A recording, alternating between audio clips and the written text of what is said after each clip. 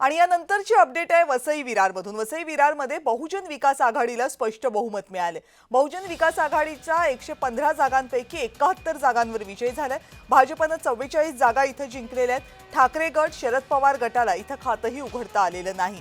विधानसभेच्या निवडणुकीमध्ये बहुजन विकास आघाडीला वसई विरारमध्ये मोठं यश मिळवता आलं नव्हतं, त्यामुळे महानगरपालिकेची निवडणूक ही बबियासाठी इथे महत्त्वाची बनली होती।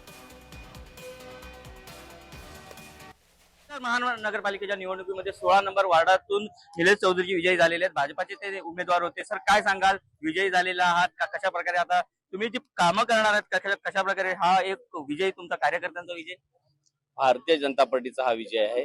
हा विजय हा कार्यकर्त्यांचा आहे आणि हा विजय आहे वॉर्ड क्रमांक 16च्या माझ्या तमाम नागरिकांचा आहे, बंधू भगिनीचा आहे।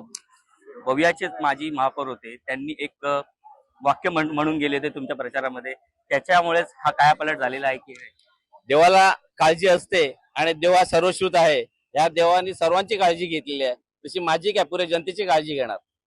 काय सांगाल का आता यापुढे कशा प्रकारे आता पुढची वाटचाल काही सत्ता भाजप काढू शकते का? आता काय सांगाल पुढचे निर्णय आमचे देवाभाऊ घेणार आहेत आणि हा जो विकास आहे, महानगरपालिकेचा जो विकास आहे, हे देवाभाऊ पूर्णपणे या महानगरवर लक्ष ठेवून आहेत। नक्कीच आपण पाहिलं असाल का वार्ड क्रमांक 16 मधून निलेश चौधरी विजय झालेले आहेत आणि फार महत्त्वाचं ठरणार आहे का आता भारतीय जनता पार्टी आणखी किती जागांवरती विजयी होते पाहणं महत्त्वाचं ठरणार आहे। जरा जोडे, जयमाशा न्यूज, वसई।